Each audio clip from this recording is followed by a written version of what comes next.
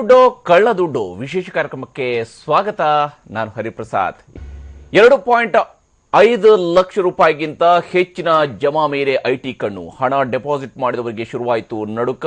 ಜನರಿಗೆ ಕಿರಿಕಿರಿಯಾಗುತ್ತಾ ಕೇಂದ್ರ ಸರ್ಕಾರದ ನಡೆ. 30,000 ರೂಪಾಯಿ ವಹಿವಾಟಿಗೆ ಪ್ಯಾನ್ ಕಡ್ಡಾಯವಾಗುತ್ತಾ? ಇದುವೇ ಇವತ್ತಿನ ವಿಶೇಷ. ನಿಮ್ದೇ ದುಡ್ಡು ಕಳ್ಳ ದುಡ್ಡು.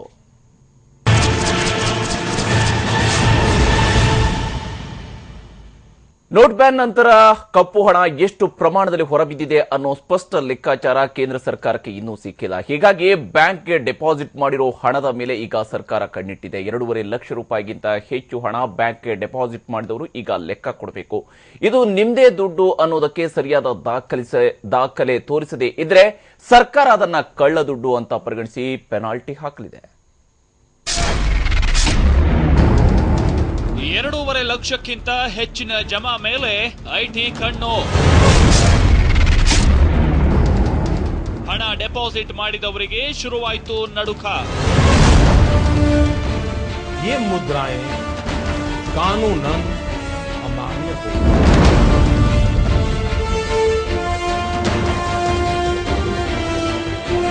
ಕಪ್ಪು ಹಣದ ಮೇಲೆ ಸಮರ ಸಾರೋಕೆ ಪ್ರಧಾನಿ ನರೇಂದ್ರ ಮೋದಿ 500 ಹಾಗೆ 1,000 ರೂಪಾಯಿ ನೋಟುಗಳ ಚಲಾವಣೆಯನ್ನ ಅಮಾನ್ಯಗೊಳಿಸಿದ್ದರು. ಆದರೆ ಡಿಸೆಂಬರ್ 30ರವರೆಗೆ ಕೊಟ್ಟ ಅವಕಾಶದಲ್ಲಿ ದೇಶದಾದ್ಯಂತ 14.5 ಲಕ್ಷ ಕೋಟಿಗಿಂತಲೂ ಹೆಚ್ಚಿನ ಮೌಲ್ಯದ ಹಳೆ ನೋಟುಗಳು ಬ್ಯಾಂಕ್ ಅಕೌಂಟ್ಗಳಿಗೆ ಜಮಾ ಆಗಿವೆ. ಹೀಗಾಗಿ ಅಂದಾಜು 3 ಲಕ್ಷ ಕೋಟಿಗಿಂತ ಹೆಚ್ಚು ಕಪ್ಪು ಹಣ ಬ್ಯಾಂಕ್ ಅಕೌಂಟ್ಗೆ ಬರಲಾರದು ಅನ್ನೋದು ಕೇಂದ್ರ ಸರ್ಕಾರದ ಲೆಕ್ಕಾಚಾರವಾಗಿತ್ತು. ಆದರೆ ಆ ಲೆಕ್ಕಾಚಾರ ಹುಸಿಯಾಗಿದೆ. ಹಾಗಿದ್ರೂ ಇಲ್ಲಿ ಹಿಡಿಯೋದಕ್ಕೆ ಬೆಟ್ಟ ಅಗಲಿದ್ದಾಗಿ ಹೇಳಿರುವ ಪ್ರಧಾನಿ ನರೇಂದ್ರ ಮೋದಿ ಅವರ ಮಾತಿನಂತೆ ಈಗ ಬ್ಯಾಂಕ್ಗಳಿಗೆ ಡೆಪಾಸಿಟ್ ಮಾಡಿರುವ ಹಣದ ಮೇಲೆ ಐಟಿ ಇಲಾಖೆ ಕಣ್ಣಿಟ್ಟಿದೆ. 2016ರ ನವೆಂಬರ್ 8ರ ನಂತರ 2.5 ಲಕ್ಷ ರೂಪಾಯಿಗಿಂತ ಹೆಚ್ಚು ಹಣ ಜಮೆಯಾಗಿರುವ ಖಾತೆಗಳ ಪರಿಶೀಲನೆ ಆರಂಭಗೊಳ್ಳಲಿದೆ.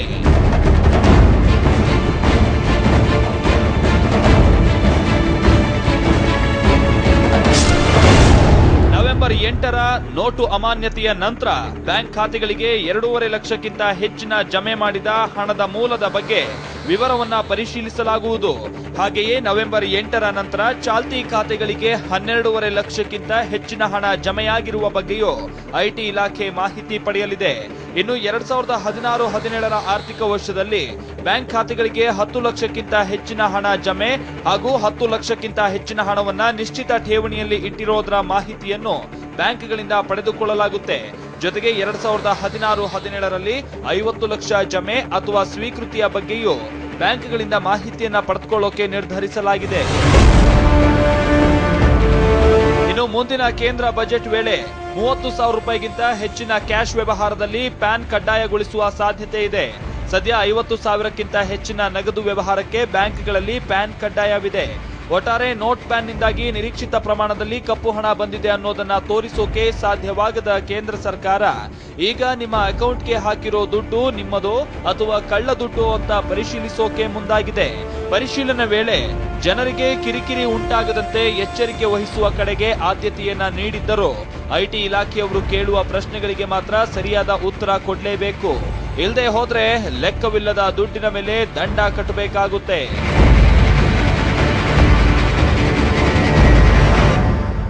Bureau report TV9. ಕೇಂದ್ರ ಸರ್ಕಾರ ಈಗಾಗಲೇ ಐಟಿ ಇಲಾಖೆಯ ಮೂಲಕವಾಗಿ ನವೆಂಬರ್ 8ನೇ ತಾರೀಕಿನಂದು ಪ್ರಧಾನಿ ನರೇಂದ್ರ ಮೋದಿ ಅವರೇ ಹೇಳಿದಂತಹ ನೋಟ್ ಬ್ಯಾನ್ ನಂತರ ನವೆಂಬರ್ 9ನೇ ತಾರೀಕಿಗೆ ಸ್ಪಷ್ಟಪಡಿಸಿತ್ತು. ಕೇಂದ್ರದ ಆರ್ಥಿಕ ಸಚಿವರಾಗಿರ್ತಕ್ಕಂಥ ಅರುಣ್ ಜೇಟ್ಲಿ ಅವರು ಕೂಡ ಇದರ ಬಗ್ಗೆ ಹೇಳಿದ್ರು. ಆ ಸಂದರ್ಭದಲ್ಲಿ ನಾವು 2.5 ಲಕ್ಷಕ್ಕಿಂತ ಮೇಲ್ಪಟ್ಟಿರ್ತಕ್ಕಂಥ ಹಣದ ಬಗೆಗಿನ ಆಧಾರಗಳನ್ನ, ಅಂದ್ರೆ ಅದಕ್ಕೆ ಎಲ್ಲಿಂದ ಹಣ ಬಂದಿದೆ ಅನ್ನುವಂತಹ ಮೂಲಗಳನ್ನ ಕೂಡ ನಾವು ಮುಂದಿನ ಹಂತದಲ್ಲಿ ಪತ್ತೆ ಹಚ್ಚುತ್ತೀವಿ ಅನ್ನೋ ಆ ಒಂದು ಕಾರ್ಯವನ್ನ ಈಗ ಆರಂಭಿಸೋದಕ್ಕೆ ಐಟಿ ಇಲಾಖೆ ಸಿದ್ಧತೆಯನ್ನ ನಡೆಸಿಕೊಂಡಿರ್ತಕ್ಕಂಥದ್ದು. ಇದಕ್ಕೆ ಸಂಬಂಧಪಟ್ಟಂತೆ ಈಗಾಗಲೇ ಸರ್ಕ್ಯುಲರ್ಗಳನ್ನು ಕೂಡ ಹೊರಡಿಸಿರುವಂತದ್ದು ಮತ್ತು ಹೆಚ್ಚು ಜನರಿಗೆ ಕಿರಿಕಿರಿ ಆಗದ ರೀತಿಯಲ್ಲಿ ನಾವು ಇದನ್ನ ಪರಿಶೀಲನೆ ನಡೆಸ್ತೀವಿ ಅನ್ನುವಂಥ ಮಾತನ್ನ ಹೇಳಿದ್ರು ಕೂಡ ಐಟಿ ಡಿಪಾರ್ಟ್ಮೆಂಟ್ ಅವರು ಕೇಳುವಂತಹ ಪ್ರಶ್ನೆಗಳಿಗೆ ಉತ್ತರವನ್ನ ಕೊಡಲೇಬೇಕಾಗುತ್ತೆ. ಎಲ್ಲ ವಿಚಾರದ ಬಗ್ಗೆಯೂ ಕೂಡ ಮಾತಾಡೋಣ. ನಮ್ಮ ಜೊತೆಗೆ ನಮ್ಮ ಸ್ಟುಡಿಯೋದಲ್ಲಿ ಅತಿಥಿಗಳು ಕೂಡ ಜಾಯ್ನ್ ಆಗಿದ್ದಾರೆ. ಹೆಸರಾಂತ ಆರ್ಥಿಕ ತಜ್ಞರು ಹಾಗೂ ಸದ್ಯ PS ವಿಶ್ವವಿದ್ಯಾಲಯದಲ್ಲಿ ಸೆಂಟರ್ ಫಾರ್ ಡೆವಲಪ್ಮೆಂಟ್ ಸ್ಟಡೀಸ್ ನ ನಿರ್ದೇಶಕರಾಗಿರುವ ಪ್ರೊಫೆಸರ್ RS ದೇಶಪಾಂಡೆ ಅವರು ನಮಗೆ ಈ ಕಾರ್ಯಕ್ರಮದಲ್ಲಿ ಜಾಯ್ನ್ ಆಗಿದ್ದಾರೆ. ಹಿರಿಯ ಪತ್ರಕರ್ತ ಅಬ್ದುಲ್ ಹಕೀಂ ಅವರಿದ್ದಾರೆ. Chartered accountant BN Mohan Kumar ಅವರು ನಮಗೆ ಈ ಕಾರ್ಯಕ್ರಮದಲ್ಲಿ ಜಾಯ್ನ್ ಆಗಿದ್ದಾರೆ.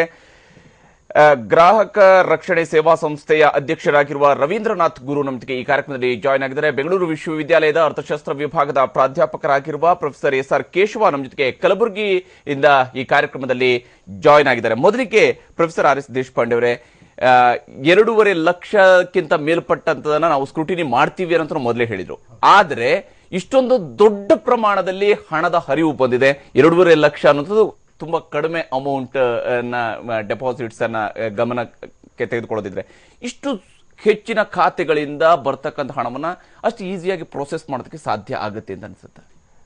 ಒಂದಂದ್ರೆ ನಾವು ಇದು ತಿಳ್ಕೋಬೇಕು, ಇನ್ಕಮ್ ಟ್ಯಾಕ್ಸ್ ಡಿಪಾರ್ಟ್ಮೆಂಟ್ ಈಗ ಕಂಪ್ಲೀಟ್ಲಿ ಕಂಪ್ಯೂಟರೈಸ್ ಆಗಿದೆ. ಈಗ ನಾನು ಇವತ್ತು ಒಂದು 2.5 ಲಕ್ಷ ಅನ್ಕೊಳ್ಳಿ, ಒಂದು 2 ಲಕ್ಷ ನನ್ನ ಖಾತೆಯಲ್ಲಿ ಜಮಾ ಮಾಡಿದ ಕೂಡಲೇ ನಂದು ಪ್ಯಾನ್ ನಂಬರ್ ಇರ್ತದೆ. ಪ್ಯಾನ್ ನಂಬರ್ ಇಂದ ಇಮಿಡಿಯೇಟ್ ಎಂಟ್ರಿ ಇನ್ಕಮ್ ಟ್ಯಾಕ್ಸ್ ಅಲ್ಲಿ ನನ್ನ ಅಕೌಂಟ್ ಅಲ್ಲಿ ಆಗಿರ್ತದೆ. ನಾನು ಅದು ಏನು ಬಚಾವ್ ಮಾಡೋಕ್ಕಾಗಲ್ಲ, ಅದು ಟ್ರೇಸ್ ಅಂತಾರೆ. ಕೊನೆಗೆ ಯಾವಾಗ ಟ್ಯಾಕ್ಸ್ ಕಂಪ್ಲೀಟ್ ಮಾಡಿಬಿಟ್ಟು ನಾನು ಯಾವಾಗಲೂ ತುಂಬಿಸ್ತೀನಿ ಅಲ್ಲ ರಿಟರ್ನ್ ತುಂಬಿಸ್ತೀನಿ, ಸರಳ ರಿಟರ್ನ್ ತುಂಬಿಸುವಾಗ ಅದು ಬಂದ್ಬಿಡುತ್ತೆ ಆಚೆ ಕಡೆ. ಇದು ನೀವು ಕಟ್ಟಿದ್ದೀರಾ, ಇದರದ್ದು ಲೆಕ್ಕ ಏನು ಅಂತ ಅದು ನನ್ನ ಇನ್ಕಮ್ ಸೈಡಲ್ಲಿ ರಿಫ್ಲೆಕ್ಟ್ ಆಗಲೇಬೇಕಾಗತ್ತೆ. ಹಾಗೆ ನಾನು ಅದು ನನಗೆ ಇನ್ಕಮ್ ಟ್ಯಾಕ್ಸ್ ನೋಟಿಸ್ ಬಂದಿದೆ. ಏನು ಇನ್ಕಮ್ ಟ್ಯಾಕ್ಸ್ ಯಾಕೆ ಬಂದಿದೆ ಅಂದರೆ, ನನ್ನ ಕೆಲವು ಇನ್ಕಮ್ ಅದು ಇನ್ಕಮ್ ಫ್ರಮ್ ಪ್ರೊಫೆಷನ್ ಅಂತ ಅದರಲ್ಲಿ ತುಂಬಿಸಿದ್ದಾರೆ. ನಿಜ, ಅದು ಪ್ರೊಫೆಷನ್ನೇ. ಯಾಕಂದರೆ PhD ಥೀಸಿಸ್ ಚೆಕ್ ಮಾಡಿದರೆ 2,000 ಬರುತ್ತೆ, ಯಾವುದು ಲೆಕ್ಚರ್ ಕೊಟ್ಟರೆ 2,000 ಬರುತ್ತೆ. ಅದು ಆಗ್ತಾ ಆಗ್ತಾ ಆಗ್ತಾ ಆಗ್ತಾ 1.5 ಲಕ್ಷ ಆಗಿಬಿಡ್ತದೆ. ಅದಕ್ಕೆ ಇನ್ಕಮ್ ಫ್ರಮ್ ಪ್ರೊಫೆಷನ್, ಅದಕ್ಕೆ ಕಾಸ್ಟ್ ಏನಿಲ್ವಲ್ಲ, ಖರ್ಚ ಏನಿಲ್ಲ. So you have to give income and expenditure account ಅಂತ. ಅದಕ್ಕೆ ನಾವು ಯಾವುದು ಇನ್ಕಮ್ ನಮ್ಮ ಕ್ರೆಡಿಟಲ್ಲಿ ಹಾಕಿದ ಕೂಡಲೇ, ರಿಸೀವ್ ಮಾಡಿದ ಕೂಡಲೇ ಒಂದು TDS ಹೋಗುತ್ತೆ. ಆ TDS ಆದ ಕೂಡಲೇ, ಇವರು ಮೋಹನ್ ಕುಮಾರ್ ಸರಿಯಾಗಿ ಹೇಳ್ತಾರೆ, ನಾನು ಒಂದು ಸ್ವಲ್ಪ ಬ್ರಾಡ್ ಆಗಿ ಹೇಳ್ತೀನಿ. TDS ಆದ ಕೂಡಲೇ ಅಲ್ಲಿ ಎಂಟ್ರಿ ಆಗಿರ್ತದೆ, ಇದು ಇನ್ಕಮ್ ದೇಶಪಾಂಡೆ ಅವರಿಗೆ 2 ಲಕ್ಷ ತಲುಪಿದ್ದೆ. ಇನ್ನೊಂದು ಅಂದರೆ ನನ್ನ ಬ್ಯಾಂಕಲ್ಲಿ ಜಮಾ ಮಾಡಿದ ಕೂಡಲೇ ಇನ್ನೊಂದು ಎಂಟ್ರಿ ಅಲ್ಲೇ ಇನ್ಕಮ್ ಟ್ಯಾಕ್ಸ್ ಡಿಪಾರ್ಟ್ಮೆಂಟಲ್ಲಿ ಹೋಗಿರ್ತದೆ ನನ್ನ ಅಕೌಂಟಲ್ಲಿ. ದಟ್ 2.5 ಲಕ್ಷ ಈಗ ಜಮಾ ಆಗಿದೆ, ಇದ್ರ TDS ಇಷ್ಟೊಂದು ಕಟ್ ಆಗಿದೆ, ಆದ್ರೂ ಅವರು ಇನ್ನೂ ಇಷ್ಟೊಂದು ಕಟ್ಟಬೇಕು, ಅದು ಲೆಕ್ಕದ ಬಂದುಬಿಡುತ್ತೆ. ಈಗ ಏನಾಗಿದೆ ಅಂದರೆ, ಸುಮಾರು ಜನ, ಯಾಕಂದರೆ ನಮ್ಮಲ್ಲಿ ತಲೆ ಇರೋರು ಸುಮಾರು ಜನ ಇದ್ದಾರೆ, ಅಡ್ವೈಸರ್ಸ್. ಅಡ್ವೈಸ್ ಏನು ಮಾಡಿದ್ದಾರೆ, ಇವತ್ತು ಡಿಮಾಂಡ್ ಡ್ರಾಫ್ಟ್ ಇಟ್ಕೊಳ್ಳಿ, ಆಮೇಲೆ ಆ ಡಿಮಾಂಡ್ ಡ್ರಾಫ್ಟ್ ನೀವು ಕ್ಯಾಶ್ ನಿಮ್ಮ ಕ್ರೆಡಿಟಲ್ಲಿ ಹಾಕ್ಬೋದು, 6 ತಿಂಗಳವರೆಗೂ ಹಾಕ್ಬೋದು. ಯಾಕಂದರೆ 6 ತಿಂಗಳು ಆದಮೇಲೆ ಡಿಮಾಂಡ್ ಡ್ರಾಫ್ಟ್ ಟ್ರ್ಯಾಶ್ ಆಗುತ್ತೆ. ಸೊ 6 ತಿಂಗಳವರೆಗೂ ನೀವು ಹೋಲ್ಡ್ ಮಾಡ್ಬೋದು ಅಂತ ಸುಮಾರು ಜನ ಅದು ಮಾಡಿದ್ದಾರೆ. ಸುಮಾರು ಜನ ಹಿಂದಿನ ಡಿಮಾಂಡ್ ಡ್ರಾಫ್ಟ್ ತಗೊಂಡು ಮುಂದೆ ಕ್ಯಾಶ್ ಮಾಡಿದ್ದಾರೆ. ಸುಮಾರು ಮಾರ್ಗಗಳು, ಈ ಮಾರ್ಗಗಳು ಏನು ಕೊನೆಗೆ ಅದು ಬ್ಯಾಂಕ್ ಅಕೌಂಟ್ಗೆ ತಲುಪುತ್ತೆ. ಹೆಂಗಾದ್ರೂ ನೀವು ನಾನು ನಿಮಗೆ ಡಿಮಾಂಡ್ ಡ್ರಾಫ್ಟ್ ಕೊಟ್ಟು ದುಡ್ಡು ತಗೊಳೋಗಿಲ್ಲ, ಬ್ಯಾಂಕಲ್ಲೇ ಕೊಡಬೇಕಾಗುತ್ತೆ. ಎಲ್ಲನೂ ಎಲ್ಲಿ ಅದು ಸಿಕ್ಕಾಕೊಳ್ಳುತ್ತೆ. ಅದಕ್ಕೆ ಏನು ಅಂದರೆ ತೊಂದರೆ ಆಗೇ ಆಗುತ್ತೆ. ಈ ತಿರ್ಗಾ ಇದು ಇನ್ನೊಂದು ಪ್ರಾಬ್ಲಮ್ಮು. ನಾನು ಹೇಳ್ತಾ ಇದ್ದೆ ಬಂದಾಗ, ಇವತ್ತು ನನ್ನ ಮಿಸ್ಸಸ್ಗೆ ಹೇಳಿದೆ ನಾನು ಹೀಗೆ ಹೋಗ್ತೀನಿ ಅಂತ. ಹೌದಾ, ಇವತ್ತು ಬ್ಯಾಂಕಲ್ಲಿ ದೊಡ್ಡ ಜಗಳ ಆಯಿತು. ಯಾಕೆ ಜಗಳ ಆಯಿತು ಅಂದರೆ, ಯಾರು ವೆಜಿಟೇಬಲ್ ವೆಂಡರು ವಿಡ್ರಾ ಮಾಡೋಕ್ಕೆ ಬಂದಿದ್ದ. ಅವು ಒಂದು ಲಾಸ್ಟ್ 25-30 ಡೇಸಲ್ಲಿ ಒಂದು ಸಲ ಇನ್ ಒನ್ ಕ್ಯಾಶ್ ಈ has put some 2.5 more than 2.5 lakhs. ಈಗ ಅದು ನನ್ನ ದುಡ್ಡು, ನನಗೆ ಯಾಕೆ ಕೊಡಲ್ಲ ನೀವು ಪ್ಯಾನ್ ಕಾರ್ಡ್ ಕೊಡಿ ಅಂತ. ನೀವು ಮುಂಚೆ ಯಾವಾಗಲೂ ಪ್ಯಾನ್ ಕಾರ್ಡ್ ಕೇಳೇ ಇಲ್ಲ, ನೀವು ಕೊಡಿ. ಮುಂಚೆ ನಿಮ್ಮದು ಟ್ರಾನ್ಸಾಕ್ಷನ್ ಬರೀ 1,000-2,000 ಇತ್ತು, ಇದು 2.5 ಲಕ್ಷ ಮೇಲೆ ಇದೆ, ಅದಕ್ಕೆ ಪ್ಯಾನ್ ಕಾರ್ಡ್ ಬೇಕು ಅಂತಂದರು. ಸುಮಾರು ಜಗಳ ಆಯಿತು. ಮೈ ವೈಫ್ ಸೈಡ್, ಅದು ಯಾಕೆ ಜಗಳ ಆಗಿದೆ ಅಂತ ಅದೇ ಶೋ ಅಂತ ಹೋಗ್ತಾ ಇದ್ದೀನಿ. ಪ್ರೊಫೆಸರ್ ದೇಶಪಾಂಡೆ ಅವರೇ, ರವೀಂದ್ರನಾಥ್ ಅವರೇ, ತಾವು ಯಾವ ರೀತಿಯಾಗಿ ನೋಡ್ತೀರಿ ಇದನ್ನು? ಯಾಕಂದ್ರೆ ಗ್ರಾಹಕರ ಪಾಯಿಂಟ್ ಆಫ್ ವ್ಯೂ ಇಂದ ಹೌದು, ಇದರ ಲೆಕ್ಕ ಹಾಕಬೇಕು, ಇವೆಲ್ಲವೂ ಕೂಡ ನಿಜ, ಕಪ್ಪು ಹಣ ಆಚೆ ಬರಬೇಕು ಅನ್ನೋದು ದೊಡ್ಡ ಉದ್ದೇಶ. ಅರೆ, ಈಗ ನಡೀತಕ್ಕಂಥ ಸ್ಕ್ರೂಟಿನಿ ಈ ಸಂದರ್ಭದಲ್ಲಿ ಏನನ್ನ ನೋಡ್ಬೇಕಾಗತ್ತೆ? ಈಗ ನೋಡಿ, ಗ್ರಾಹಕರಿಗೆ ಯಾರು ಲಕ್ಷಾಂತರ ರೂಪಾಯಿ ಡೀಲ್ ಮಾಡೋದು ಟಾಪ್ ಲೆವೆಲ್ ಬಿಸ್ನೆಸ್ ಪೀಪಲ್ಲು, ಆಮೇಲೆ ಕಾರ್ಪೊರೇಟ್ ಇದು. ಸೊ ಇದು ಕಾಮನ್. ಇವಾಗ ನಮ್ಮ ದೇಶಪಾಂಡೆ ಅವ್ರು ಹೇಳ್ದಂಗೆ is so much computerized. Even banking is computerized and IT is computerized. Anything TDS they will deduct it, and year end ಅಲ್ಲಿ ನಾವು ಆನ್ಲೈನ್ ಇವಾಗೆಲ್ಲ more than 5 lakhs ಇತ್ತು ಅಂದರೆ you have to file online, where you will get all the TDS, whatever payment is. So, those who are following unethical, they will be suffering, not common man. Common man who is honest, I don't think he will be troubled from this attitude, because everything is available. See, bank, as the Professor Deshpande told, the vegetable vendor ದಿವಸಕ್ಕೊಂದು 5,000, 10,000, 15,000 depending upon his level of business ಮಾಡ್ತಿರ್ಬೋದು. ಇವನು sudden ಆಗಿ 2.5 ಲಕ್ಷ ಅವನು deposit ಮಾಡಿದ್ರೆ ಅದು ಸಮ್ಮ ಪಾರ್ಕೆಟ್ money ತಾನೆ ಅದು. It may not be his investment. ಏನು 2 ಲಕ್ಷ ಇನ್ವೆಸ್ಟ್ ಮಾಡಲ್ಲ ಅವ್ನ ಬಿಸ್ನೆಸ್, ವೆಜಿಟೇಬಲ್ ಬಿಸ್ನೆಸ್ಸು. ಸೊ ಇವಾಗೆಲ್ಲ ಇದು ಆಟೋಮೆಟಿಕ್ ಪೇ ಟೀಮ್ ಆಗಿರೋದ್ರಿಂದ, and even those people daily they have to deposit when they ಇದು ಮಾಡಿದಾಗ ಹೆಂಗೆ ತೊಂದರೆ ಆಗುತ್ತದು. So I don't think, yes inconvenience ಆಗೋ ನಿಜ, ಆದರೆ ದೋಸ್ ಹೂ ಆರ್ ಹಾನೆಸ್ಟ್, ಒಂದು ಸಾಮಾನ್ಯ ಕನ್ಸ್ಯೂಮರ್ಗೆ ಎಫೆಕ್ಟ್ ಆಗಿದೆ. ಖಂಡಿತ ಅದರ ಬಗ್ಗೆ ಮಾತಾಡ್ತೀನಿ ನಿಮ್ ಜೊತೆಗೆ ರವೀನಾಥ್ ಗುರುವರೇ, ಮತ್ತೆ ಮಾತಾಡ್ತೀನಿ. ಚರ್ಚೆ ನಾವು ಮುಂದುವರ್ಸೋಣ. ಹೌದು, ಇಲ್ಲಿ ಆನೆಸ್ಟ್ ಆಗಿರ್ತಕ್ಕಂಥವ್ರು, ಅಂದ್ರೆ ಪ್ರಾಮಾಣಿಕರಾಗಿರ್ತಕ್ಕಂಥವ್ರಿಗೆ ತೊಂದರೆ ಆಗಲ್ಲ ಅನ್ನುವಂಥದ್ದನ್ನ ನಾವು ಜನರಲ್ ಆಗಿ ಹೇಳ್ತೀವಿ. ಆದ್ರೆ ಸಾಮಾನ್ಯ ಜನ ಹಾಗಾದ್ರೆ 2.5 ಲಕ್ಷಕ್ಕಿಂತ ಮನೆಯಲ್ಲಿ ಇಟ್ಟಿರೋಕ್ಕೆ ಚಾನ್ಸಸ್ ಇರೋದಿಲ್ವಾ? ಇಟ್ಟಿರ್ತಕ್ಕಂಥ ಹಣವನ್ನ ಬ್ಯಾಂಕ್ ಡೆಪಾಸಿಟ್ ಮಾಡಿದ ತಕ್ಷಣನೇ ಅದರ ವಿವರವನ್ನ ಕೊಡೋದಕ್ಕೆ ಅವ್ರ ಹತ್ರ ನಿಜಕ್ಕೂ ಕೂಡ ಆಧಾರಗಳು ಇರ್ತವ? ಅದನ್ನ ಆ ಆಧಾರಗಳನ್ನು ಕೊಡದೆ ಹೋದ್ರೆ ಏನಾಗುತ್ತೆ? ಇದ್ರ ಬಗ್ಗೆ ಕೂಡ ಮಾತಾಡೋಣ ಚಿಕ್ಕ ಬ್ರೇಕ್ ನಂತರ.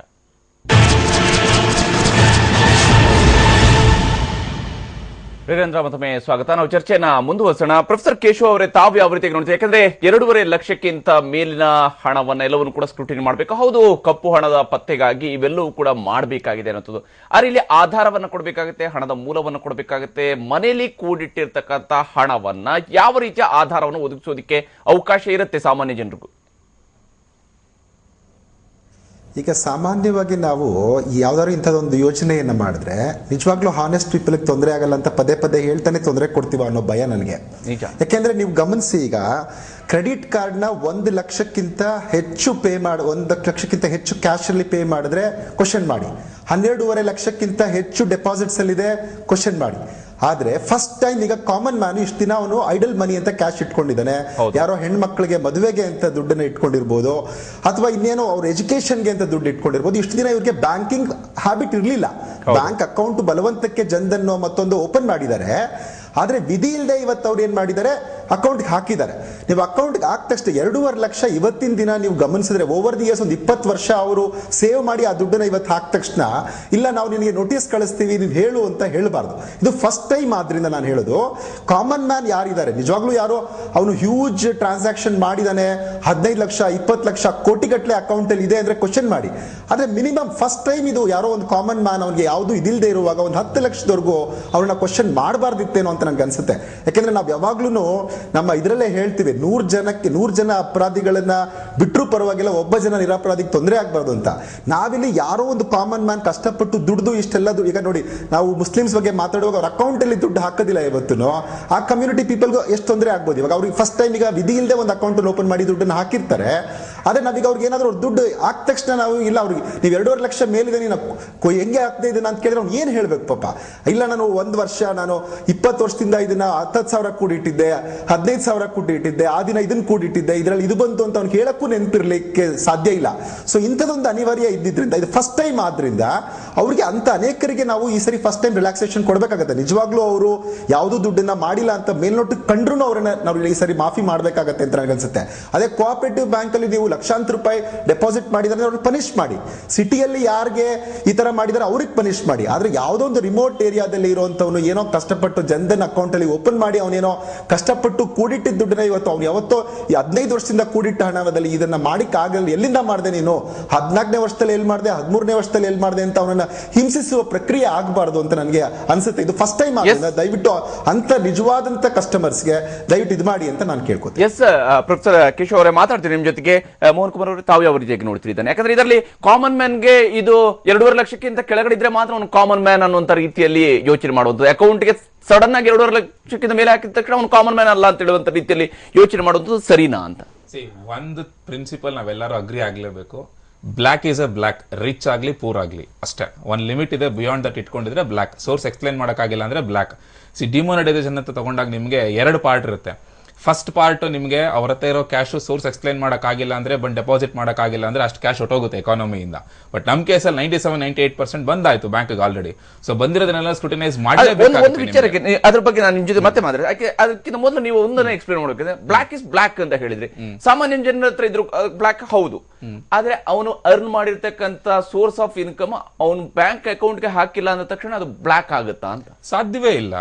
ನೀವು ಸೋರ್ಸ್ ಆಫ್ ಇನ್ಕಮ್ ಡಿಕ್ಲೇರ್ ಮಾಡಿದ್ರೆ, ನಿಮ್ಗೆ ಎಲ್ಲಿಂದ ಬಂತು ಅಂತ ಎಕ್ಸ್ಪ್ಲೈನ್ ಮಾಡಿದ್ರೆ, ಇವಾಗ ಕೇಶವ್ ಅವ್ರು ಹೇಳ್ತಾರೆ ಯಾವ್ದೋ 10 ವರ್ಷದಿಂದ 10,000 ದುಡ್ದಿರ್ತಾನೆ ಅಂತ ಹೇಳ್ಬಿಟ್ಟು, ನಮ್ಮ ಜನಗಳಲ್ಲಿ ಕ್ಯಾಶ್ ಇಟ್ಕೊಂಡಿರ್ಬೇಕಾದ್ರೆ ನಿಜವಾಗ್ಲೂ ಅದು ಹೆಂಗ್ ಬಂತು ಅಂತ ಮರೆಯುವಂತ ಜನ ನಿಜವಾಗ್ಲೂ ಯಾರು ಇರೋದಿಲ್ಲ ನನ್ನ ಪ್ರಕಾರ. ಅದು ಹೆಂಗ್ ಬಂತು ಏನು ಅಂತ ಹೇಳ್ಬಿಟ್ಟು ಪ್ರತಿಯೊಬ್ಬರಿಗೂ ಒಂದು ಲೆಕ್ಕ ಅಂತ ಇರುತ್ತೆ. ಡಾಕ್ಯುಮೆಂಟ್ಸ್ ನಿಮ್ಗೆ ಪ್ರತಿಯೊಂದು ವಿಚಾರದಲ್ಲೂ ಕೇಳೋದಿಲ್ಲ ನಿಮ್ಗೆ ಇನ್ಕಮ್ ಟ್ಯಾಕ್ಸ್ ಡಿಪಾರ್ಟ್ಮೆಂಟ್ ಅಲ್ಲಿ. ನಿಮ್ಗೆ ಎಲ್ಲಾ ವಿಚಾರದಲ್ಲಿ ನಿಮ್ಗೆ ಡಾಕ್ಯುಮೆಂಟ್ಸ್, ಕೆಲವೊಂದಕ್ಕೆ ಡಾಕ್ಯುಮೆಂಟ್ಸೇ ಬೇಡ. ಇವಾಗ ನಿಮ್ಗೆ ಆಟೋ ಡ್ರೈವರ್ ನಿಮ್ಗೆ ಅವ್ನು ಎತ್ಕೊಂಡೋಗಿ ಕ್ಯಾಶ್ ಡೆಪಾಸಿಟ್ ಮಾಡ್ದ ಅಂತ ಹೇಳಿದ್ರೆ ಆಟೋ ಡ್ರೈವರ್ಗೆ ನಾವೇನಾದ್ರು ದುಡ್ಡು ಕೊಟ್ಟಾಗ ರಿಸೀಟ್ ಕೊಡ್ತಾನ ಅವನು? ಇಲ್ಲ ತಾನೆ. ಹಾಗಂತ ಡಿಪಾರ್ಟ್ಮೆಂಟ್ ಅವ್ರು ಬಂದ್ಬಿಟ್ಟು ರಿಸೀಟ್ ಕೇಳಕ್ ಆಗೋದಿಲ್ಲ. ಅರ್ಥ ಆಯ್ತಲ್ವಾ? ಸೊ ಕೆಲವೊಂದು ಟ್ರಾನ್ಸಾಕ್ಷನ್ಸ್ ಇರುತ್ತೆ, ನಿಮ್ಗೆ ಡಾಕ್ಯುಮೆಂಟ್ಸ್ ಬೇಕಾಗಿರೋದಿಲ್ಲ. ಪ್ರತಿಯೊಂದಕ್ಕೂ ನಿಮ್ಗೆ ಡಾಕ್ಯುಮೆಂಟ್ಸ್ ಕೇಳೋದಿಲ್ಲ ಅವರು. ನಿಮ್ಗೆ ಆ ರೇಂಜ್ ಟಾರ್ಚರ್ ನಿಜವಾಗ್ಲೂ ಕೊಡೋದಿಲ್ಲ. ಇನ್ಫ್ಯಾಕ್ಟ್ ಕೆಲವೊಂದು ಜನಧನ್ ಖಾತೆಗಳಲ್ಲಿ ನಿಮ್ಗೆ ಸ್ಟಾರ್ಟ್ ಆದಾಗಿಂದ ಆವರೇಜ್ 10,000 15,000 ಇದ್ದ ಡೆಪಾಸಿಟ್ಸ್ ಒಂದೇ ಸಲ 2.5 ಲಕ್ಷ 5 ಲಕ್ಷ 10 ಲಕ್ಷಕ್ಕೆ ಹೋಗಿದೆ. ಸೊ ನಿಮ್ಗೆ ಇಲ್ಲಿ ಏನಾಗ್ತಿದೆ ಅಂತ ಹೇಳಿದ್ರೆ ದೊಡ್ಡ ದೊಡ್ಡ ಅಕೌಂಟ್ಸ್ ಆಬ್ವಿಯಸ್ಲಿ ಕೋಟಿಗಟ್ಟಲೆ 50 ಲಕ್ಷ 60 ಲಕ್ಷ ಡೆಪಾಸಿಟ್ ಹತ್ರ 8 ಲಕ್ಷ ರೂಪಾಯಿ ಹಾರ್ಡ್ ಕ್ಯಾಶ್ ಅವನ ಹತ್ರ ಇತ್ತು ಹೇಳಿ. ಆಫ್ಟರ್ ಡಿಮಾನಿಟೈಸೇಷನ್ ಅವನೇ ಹೇಳ್ಕೊಳ್ತಾನೆ ನನ್ನ ಹತ್ರ 8 ಲಕ್ಷ ರೂಪಾಯಿ ಇತ್ತು ಹೇಳಿ. ಇರ್ಲಿ, ಅವನು ಜನಧನ್ ಅಕೌಂಟ್ ಇದ್ರು ಕೂಡ ಅದಕ್ಕೆ ಹಾಕಿರ್ಲಿಲ್ಲ. ಅವ್ನು ಏನ್ ಮಾಡ್ತಾನೆ ಹಾಗಾದ್ರೆ? ಅವ್ನು ಹೇಳಿ ನನಗೆ ಎಲ್ಲಿಂದ ಬಂತ ದುಡ್ಡು, ನಾನು ಹಮಾಲಿ ಕೆಲಸ ಮಾಡ್ತೀನಿ, ಪ್ರತಿ ದಿವಸ ನನಗೆ ಇರುತ್ತೆ ಟರ್ನ್ ಓವರ್. ಅದೇ ಹಮಾಲಿದ್ ನೀವು ಹಿಂದೆ ಅಕೌಂಟ್ ಟ್ರಾನ್ಸಾಕ್ಷನ್ ನೋಡಿದ್ರೆ ಅವ್ನಿಗೆ ಇರುತ್ತೆ, ಡೈಲಿ ರೊಟೇಟ್ ಆಗ್ತಾ ಇರುತ್ತೆ, ಅವನ ಹತ್ರ ಕ್ಯಾಶ್ ಬರುತ್ತೆ ಹೋಗುತ್ತೆ. ಬ್ಯಾಂಕ್ ಅಲ್ಲಿ ಅವ್ನು ಮಾಡೇ ಇಲ್ಲ, ನಾನು ಯಾವತ್ತೂ ಕ್ಯಾಶ್ ಟ್ರಾನ್ಸಾಕ್ಷನ್ ಮಾಡಿಲ್ಲ ಅಂತ ಹೇಳುವಂತದ್ದು ಅವನ ಕ್ಲೇಮ್ ಇದೆ. ಹೇಳ್ಬೋದಲ್ವಾ ಅವನು ಎಕ್ಸ್ಪ್ಲೈನ್ ಮಾಡ್ಬೋದಲ್ವಾ, ನನ್ನ ಕೆಲಸನೇ ಇದು, ಡೈಲಿ ನನಗೆ ಕ್ಯಾಶ್ ಮಾರ್ಕೆಟ್ ಈ ಮುಂಚೆ ಇತ್ತು ಅಂತ ಎಲ್ಲರಿಗೂ ಗೊತ್ತಿದೆ. ಯಾಕಂದ್ರೆ ಈ ತರ ಕೇಸ್ಗಳು ಮುಂಚೆನೂ ಆಗಿದೆ. ಇನ್ಫ್ಯಾಕ್ಟ್ ಬಿಲ್ಡರ್ಸ್ ಗಳಲ್ಲಿ ಕನ್ಸ್ಟ್ರಕ್ಷನ್ ಗಳೆಲ್ಲ ಸ್ಕ್ರೂಟಿನಿ ಮಾಡ್ಬೇಕಾದ್ರೆ ನಾವೇ ನೋಡಿದೀವಿ. ನೀವು ಲೇಬರ್ಸ್ಗೆಲ್ಲ ದುಡ್ಡು ಕೊಡಬೇಕು ಅಂತ ಹೇಳಿದ್ರೆ ಕ್ಯಾಶ್ ಅಲ್ಲೇ ಕೊಡ್ತಾ ಇದ್ರು.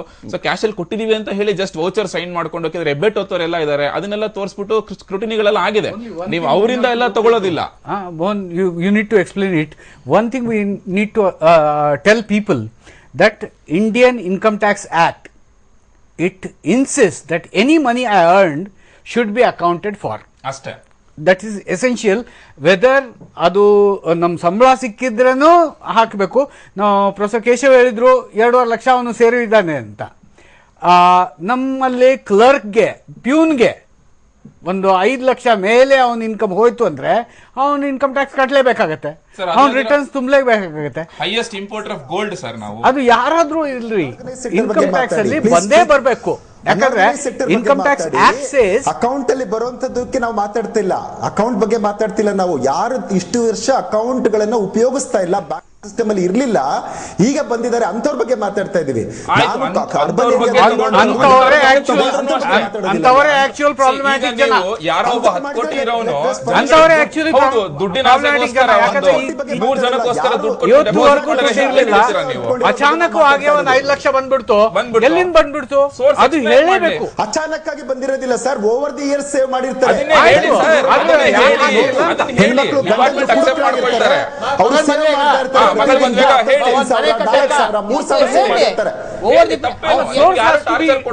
ಪ್ರತಿಯೊಬ್ರು ಟಾರ್ಚರ್ ಯಾರು ಕೊಡ್ಬೇಕು ಅಂತ ಇಲ್ವೇ ಇಲ್ಲ ಅಲ್ಲಿ. ನೀವು ಸೋರ್ಸ್ ಎಕ್ಸ್ಪ್ಲೈನ್ ಮಾಡಿ.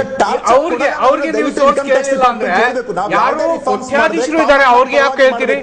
then it goes against the constitution. ಹೌದು, ಡಿಸ್ಪ್ಯಾರಿಟಿ ಆಗುತ್ತೆ. You are asking Malya what is the source of your income and you don't ask Deshpande what is the source of your income. There is a disparity. It has to be asked to Malya, it has to ask to Deshpande. Correct explanation ಕೊಡ್ಲೇಬೇಕಾಗುತ್ತೆ. ನೀವು ಕೊಟ್ಟರೆ expect ಮಾಡ್ತಾರಲ್ಲ ನಿಮ್ಗೆ. ನಾವು ಯಾಕಂದ್ರೆ ಸಾಮಾನ್ಯ ಜನ ಅನ್ನುವಂಥದ್ದನ್ನ ಅವ್ನಿಗೆ 2.5 ಲಕ್ಷಕ್ಕಿಂತ ಕಡಿಮೆ ಇದ್ದ ತಕ್ಷಣ ಸಾಮಾನ್ಯ ಜನ ಆಗೋಗ್ಬಿಡ್ತಾನ ಅಂತ. ಇದೇ ಬೇಸಿಕ್ ಆಗಿರುವಂತದ್ದು ಸರ್. ಇದು ಒಂದು ಹರಾಸ್ಮೆಂಟ್ ದ ಪ್ರಕ್ರಿಯೆ ಹೊರತುಪಡಿಸಿ ಬೇರೆ ಯಾವುದೇ ಪ್ರಕ್ರಿಯೆ ಅಲ್ಲ. ಚಾರ್ಟರ್ಡ್ ಅಕೌಂಟೆಂಟ್ಗಳು ಬಹಳ ಸಂತೋಷವಾಗಿ ಹೇಳ್ತಾ ಇದ್ದಾರೆ ಇವರೆಲ್ಲ ಲೆಕ್ಕ ಇಡಬೇಕು, ಲೆಕ್ಕ ಇಡಬಾರ್ದು ಅಂತ ಹೇಳಿ. ನನಗನ್ಸುತ್ತೆ, ಈಗ ನಾ ರೈತನ ಒಂದು ಉದಾಹರಣೆ ತಗೊಳ್ತೀನಿ. ರೈತಂದು ಒಂದು 10 ಎಕರೆ ಜಮೀನಿದೆ. ಅವನು ಈ ಸಲ ತೊಗರಿ ಬೇಳೆ ಹಾಕಿದ್ದಾನೆ. ನಿಮ್ಮದು ಬೆಂಬಲ ಬೆಲೆನೇ 5,500 ರೂಪಾಯಿ ಇದೆ. 1 ಎಕರೆಗೆ 10 ಕ್ವಿಂಟಲ್ ಬರ್ತಾ ಇದೆ.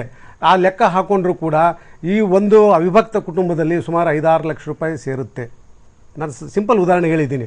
ಇವರು ಏನು ಕೇಳ್ತಾರೆ, 5-6 ಲಕ್ಷ ಎಲ್ಲಿ ಬಂತು ಅಂತ ಕೇಳ್ತಾರೆ ಇವರು ಬ್ಯಾಂಕ್ನಲ್ಲಿ. ಇವರು ಫಸ್ಟ್ ಕೇಳೋದೇನು ಗೊತ್ತಾ, ನೀವು ಇದನ್ನು ನಿಮ್ಮ ಇದರಲ್ಲಿ ಏನು ಪಾಣಿಯಲ್ಲಿ ನೀವು ತೊಗರಿ ಬೆಳೆದಿದ್ದು ತೊಗೊಂಬರ್ತೀರಾ ಅಂತ ಕೇಳ್ತಾರೆ.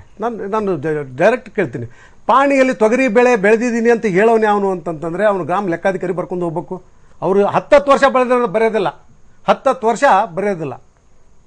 ಹೀಗಿದ್ದಾಗ ಅವ್ನು ಎಲ್ಲಿಂದ ಪ್ರೂವ್ ಮಾಡಬೇಕು? ಇದು ಆಗೋದಿಲ್ಲ, ಸಾಧ್ಯ ಇಲ್ಲದ ಮಾತು.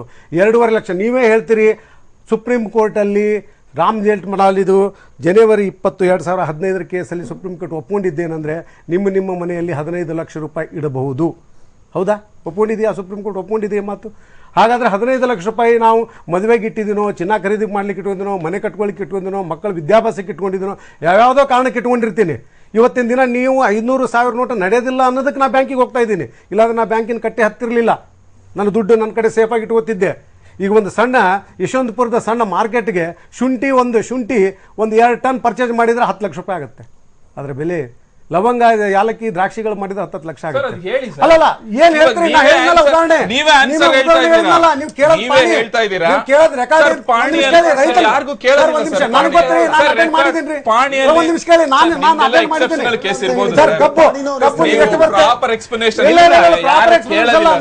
ನಾನು ಇನ್ಕಮ್ ಟ್ಯಾಕ್ಸಿಗೆ ಹೋಗಿ ಬಂದವನಿದ್ದೀನಿ.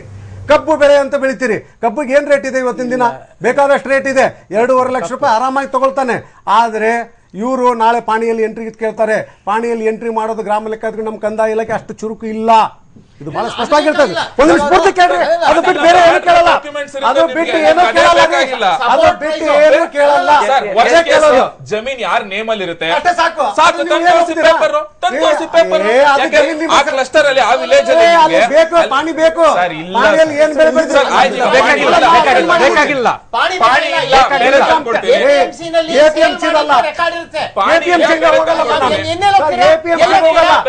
ಬ್ರೋಕರ್ ಬರ್ತಾನೆ, ಹೊಲಕ್ಕೆ ಬ್ರೋಕರ್ ಬಂದು ತಗೊಂಡು ಹೋಗ್ತಾನೆ. ATM ಹೋಗಲ್ಲ ನಾನು. ಈಗ RTGS ಮಾಡಬೇಕಾದ್ರೆ ತೊಗರಿ ಬೇಳೆ APMC ತಗೊಳುತ್ತೆ. ತಗೋಬೇಕಾದ್ರೆ ಕ್ಯೂದಲ್ಲಿ ನಿಲ್ಬೇಕು, ಕ್ವಾಲಿಟಿ ಕೊಡ್ಬೇಕು. 2 ತಿಂಗಳ ನಂತರ ಪೇಮೆಂಟ್ ಬರುತ್ತೆ ಸರ್ಕಾರದ ದುಡ್ಡು ಎಲ್ಲಿಂದ ಬರುತ್ತೆ ನಾನು ಹೇಳ್ತೀನಿ ಕೇಳಿ. ನೀವು ಇಲ್ಲಿ ಕೂತ್ ಮಾತಾಡಿದ್ರೆ ಆಗೋದಲ್ಲ. RTGS 2 ತಿಂಗಳ ನಂತರ ಬಿಡ್ತಾರೆ. ರೈತ ಸಾಯ್ಬೇಕನ್ರಿ ಅವನು? ಆಗೋದಲ್ಲ. ಇದು ಕಂಪ್ಲೀಟ್ ಹರಾಸ್ಮೆಂಟ್ ಬಿಟ್ರೆ ಬೇರೆ ಏನೂ ಇಲ್ಲ. ಎಸ್, ಇದ್ರ ಬಗ್ಗೆ ಯಾಕಂದ್ರೆ ಇಲ್ಲಿ ಯಾವ ರೀತಿಯಾದಂತಹ ಲೆಕ್ಕವನ್ನ ಕೊಡಬೇಕಾಗುತ್ತೆ ಅನ್ನೋಂಥದ್ದೇ ಪ್ರಮುಖವಾಗಿರ್ತಕ್ಕಂಥ ಅಂಶ ಆಗಿರುವಂತದ್ದು. ಅದರ ಬಗ್ಗೆ ಚರ್ಚೆ ನಾವು ಮುಂದುವರಿಸೋಣ. ಹರಾಸ್ಮೆಂಟ್ ಆಗಲ್ಲ, ವಿವರ ಕೊಟ್ರೆ ಸಾಕು ಅಂತ ಹೇಳಿ, ಆದ್ರೆ ಕೇವಲ ವಿವರದಿಂದ ಇದನ್ನ ಒಪ್ಕೊಳ್ಳೋದಕ್ಕೆ ಸಾಧ್ಯ ಆಗತ್ತಾ ಅಥವಾ ವಿವರಕ್ಕೆ ಪೂರಕವಂತ ದಾಖಲೆಗಳು ಬೇಡವೆ ಅನ್ನೋಂಥದ್ದು ಪ್ರಶ್ನೆ ಆಗುತ್ತೆ. ಇದ್ರ ಬಗ್ಗೆ ಕೂಡ ಚರ್ಚೆಯನ್ನು ಮುಂದುವರಿಸೋಣ. ಚಿಕ್ಕ ಬ್ರೇಕ್ ನಂತರ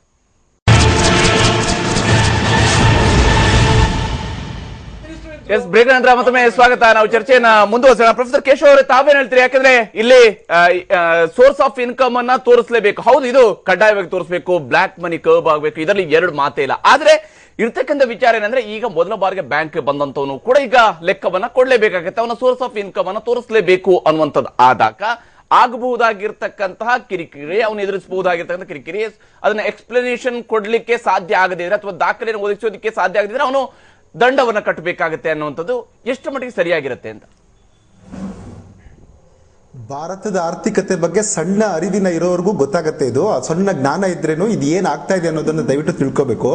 ಯಾಕೆಂದ್ರೆ ಹಿಂದೆಯಿಂದ ನಾವು ನ್ಯಾಷನಲ್ ಇನ್ಕಮ್ ಯಾಕೆ ನಮ್ಮಲ್ಲಿ ಜಾಸ್ತಿ ಇಲ್ಲ ಅನ್ನೋದಕ್ಕೆ ನಾವು ಅನೇಕ ಕಾರಣಗಳನ್ನ ಕೊಡ್ತಿದೀವಿ. ಅದರಲ್ಲಿ ಒಂದು ರೀಸನ್ ಏನು ಅಂತಂದ್ರೆ, ನಮ್ಮಲ್ಲಿ ಅನೇಕರಿಗೆ ಲೆಕ್ಕ ಇಡೋಕ್ ಬರಲ್ಲ. ಇದು ನೀವು ನೋಡಿ, ಯಾವುದೇ ಸರ್ಕಾರ ಪ್ರಕಟ ಮಾಡಿರುವಂತ ರಾಷ್ಟ್ರೀಯ ಆದಾಯದ ಬಗ್ಗೆ ಕೂಡ ಇರುವಾಗ ಇಂಥದೊಂದು ನ್ಯೂನ್ಯತೆ ಇದೆ ಅಂತ ಸರ್ಕಾರಗಳೇ ಒಪ್ಪಿದೆ.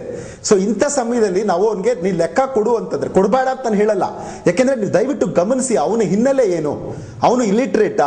ಇಷ್ಟು ವರ್ಷದಿಂದ ಅವನು ಫೈನಾನ್ಷಿಯಲ್ ಲಿಟ್ರಸಿನಲ್ಲಿ ಇದ್ದ, ಅವನು ಬ್ಯಾಂಕ್ ಅಕೌಂಟ್ಸ್ ಅನ್ನ ಯೂಸ್ ಮಾಡ್ತಾ ಇದ್ದ? ಇದನ್ನ ದಯವಿಟ್ಟು ನಾವು ಗಮನಿಸಬೇಕು. ಒಬ್ಬ ವ್ಯಕ್ತಿ ಅವನು ಇಷ್ಟು ವರ್ಷ ಬ್ಯಾಂಕಿಂಗ್ ಸಿಸ್ಟಮ್ ಬಂದಿಲ್ಲ, ಅವನು ಇವಾಗ ತಾನೇ ಬಂದಿದ್ದಾನೆ ಅಂದಾಗ ನಾವು ದಿಡ್ದಿಡಿರ್ನೆ ಅವನಿಗೆ ನೀನು ಖಾತೆ ಕೊಡು, ಇದು ಯಾವ ವರ್ಷದಲ್ಲಿ 80ನೇ ಇಸ್ವಿಲಿ ಎಷ್ಟಿಟ್ಟಿದೆ, 90ನೇ ಇಸ್ವಿಲಿ ಎಷ್ಟಿಟ್ಟಿದೆ ಅಂತ ಹೇಳೋಕ್ ಆಗೋದಿಲ್ಲ. ಓವರ್ ದಿ ಇಯರ್ಸ್ ಅಕ್ಯುಮುಲೇಟ್ ಮಾಡೋದ್ರಿಂದ ಫಸ್ಟ್ ಇಯರ್ ಅವ್ರೇನಾದ್ರು ಆತರ ಹೇಳೋಕ್ ಸಾಧ್ಯ. ಆದ್ರೆ ಒಂದು ಪ್ಲೇನ್ ಫಾರ್ಮ್ ಅನ್ನ ನೀವು ತುಂಬಕ್ಕೂ ಬರಲ್ಲ ಈ ಜನಕ್ಕೆ. ಅದು ನನಗೆ ಇನ್ನೊಂದು ಸಮಸ್ಯೆ ಆಗಿರೋದು ಅಂತಂದ್ರೆ, ಮೆಜಾರಿಟಿ ನಾವು ಲಿಟ್ರೇಟ್ಸ್ ಅಂತ 75% ತೋರಿಸ್ತಿದೀವಿ. ಅದರಲ್ಲಿ ಅನೇಕರಿಗೆ 25%, 50% ಮಾತ್ರ ಲಿಟ್ರೇಟ್ಸ್ ಇದ್ರೆ 25%ಗೆ ಬರೀ ಸೈನ್ ಹಾಕೋರು ನಾವು ಲಿಟ್ರೇಟ್ಸ್ ಅಂತ ತೋರಿಸಿದೀವಿ. ಅಂತವ್ರಿಗೆ ನೀನು ಒಂದು ಫಾರಂ ಕೊಡು ಅಂದ್ರೇನು, ಫಾರಂ ಅಲ್ಲಿ ಇದು ಹೆಂಗ್ ಬಂತು ಅಂತ ಕೇಳಿದ್ರೆ ಅವನಿಗೆ ಪ್ರಾಬ್ಲಮ್ ಇದೆ.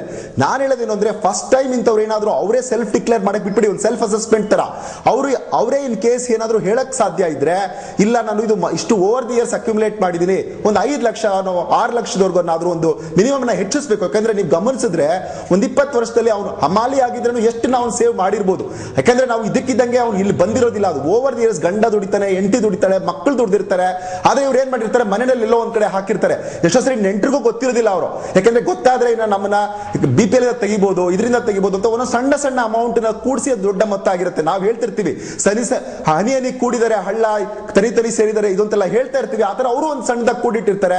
ಬೇಸಿಕಲಿ ಭಾರತ ಸೇವಿಂಗ್ಸ್ ಎಕಾನಮಿ, ಅದು ಸಣ್ಣ ಮಟ್ಟದಲ್ಲಿ ಅವರು ಸೇವ್ ಮಾಡಿರ್ಬೋದು, ಅದು ಓವರ್ ದಿ ಇಯರ್ಸ್ ಅಕ್ಯುಮುಲೇಟ್ ಆಗಿರ್ಬೋದು. ದಯವಿಟ್ಟು ಸರ್ಕಾರ ಪರಿಗಣನೆಗೆ ತಗೋಬೇಕು. ನಾವ್ ಯಾವಾಗ್ಲೂ ಇದನ್ನ ಇನ್ಕಮ್ ಟ್ಯಾಕ್ಸ್ ಕಟ್ಟಬೇಡಿ ಅಂತ ಹೇಳಲ್ಲ, ಇದನ್ನ ಅಕೌಂಟ್ ತರಬೇಡಿ ಅಂತ ಹೇಳಲ್ಲ, ಯಾರು ಡಿಸಾನೆಸ್ಟ್ ಇದ್ದಾರೆ ಅವ್ರಿಗೆ ಪನಿಷ್ ಮಾಡಬೇಡಿ ಅಂತ ಹೇಳ್ತಿಲ್ಲ. ಖಂಡಿತ we will welcome this move as an economist. ದಯವಿಟ್ಟು ಅದನ್ನ ಫ್ರಮ್ ದಿ ಐ ಆಫ್ ಮಾತಾಡ್ತೀನಿ. ಮೋಹನ್ ಅವರೇ, ತಾವೇನು ಹೇಳ್ತೀರಿ ಇದಕ್ಕೆ? ಯಾಕಂದ್ರೆ ಯಾವ ಹಣವನ್ನ ಹೇಗೆ, ಇದು ಹಾರ್ಡ್ ಅರ್ನ್ ಮನಿ ಹೌದೋ ಅಲ್ಲೋ ಅನ್ನೋಂಥದ್ದನ್ನ ಡಿಕ್ಲೇರ್ ಮಾಡೋದು ಹೇಗೆ ಅಂತ ಅಲ್ಲ. ಈಗ ಆಲ್ರೆಡಿ ನಮ್ಗೆ ಕ್ಯಾಶ್ ಡೆಪಾಸಿಟ್ ಮಾಡ್ಬೇಕಾದ್ರೆ ಒಂದು ಡಿಕ್ಲರೇಷನ್ ಫಾರ್ಮ್ ಕೊಟ್ಟಿದ್ರು. ಅದ್ರಲ್ಲಿ ಕೆಲವೊಂದು ಡಿಕ್ಲರೇಷನ್ಸ್ ಇತ್ತು. ಅದ್ರಲ್ಲಿ ಇದೆಯೋ ಇಲ್ವೋ ನಿಜವಲ್ಲ ನಂಗೆ ಗೊತ್ತಿಲ್ಲ, ನಾನು ನೋಡಿಲ್ಲ ಫ್ರಾಂಕ್ ಆಗಿ.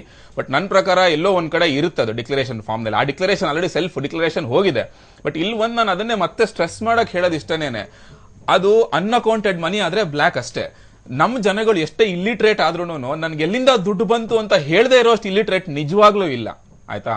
ಟೂ ಮಚ್ ಹರಾಸ್ಮೆಂಟ್ ಆಗೋದಿಲ್ಲ. ಪ್ಲಸ್ ಇನ್ಕಮ್ ಟ್ಯಾಕ್ಸ್ ಡಿಪಾರ್ಟ್ಮೆಂಟ್ ಅಲ್ಲಿ ನಿಮ್ಗೆ ಎಲ್ಲ 2.5 ಲಕ್ಷ ಅಂಡ್ ಅಬೌವ್ ಇರೋ ಸ್ಕ್ರೂಟಿನಿ ಮಾಡೋಷ್ಟು ಸ್ಟಾಫ್ ಇಲ್ಲ, ಅವ್ರ ಹತ್ರ ಅಷ್ಟೊಂದು ಬ್ರಾಂಡ್ ವಿಡ್ತು ಇಲ್ಲ. ಬಟ್ ಸ್ಟಾರ್ಟಿಂಗ್ ಅವ್ರು ಬರೋದಿಲ್ಲ.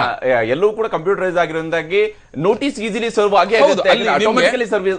ಕೆಲವೊಂದು ಅನಾಲಿಟಿಕ್ಸ್ ವರ್ಕ್ ಆಗುತ್ತೆ. ಸರ್ ಹೇಳ್ದಂಗಲ್ಲಿ ನಿಮ್ಗೆ ಆಟೋಮೇಟ್ ಮಾಡೋದ್ರಿಂದ ನೋಟಿಸ್ ಎಲ್ಲ ಹೆಂಗ್ ಪಿಕ್ ಆಗುತ್ತೆ, ಹೆಂಗ್ ಸರ್ವ್ ಆಗುತ್ತೆ ಅಂತ ಹೇಳಿದ್ರೆ, ಯಾವ್ದೋ ಒಂದು ಪರ್ಟಿಕ್ಯುಲರ್ ಅಕೌಂಟ್ ಅಲ್ಲಿ ಲಾಸ್ಟ್ 1 year ಇಂದ ಆವರೇಜ್ ಡೆಪಾಸಿಟ್ 10,000 15,000 ಇದ್ದು, ಈ ಡಿಮೋನಟೈಸೇಷನ್ ಪೀರಿಯಡ್ ನಲ್ಲಿ 2.5 ಲಕ್ಷ ಇತ್ತು ಅಂತ ಹೇಳಿದ್ರೆ ಆ ಅಕೌಂಟ್ಸ್ ಪಿಕ್ ಆಗ್ಬೋದು.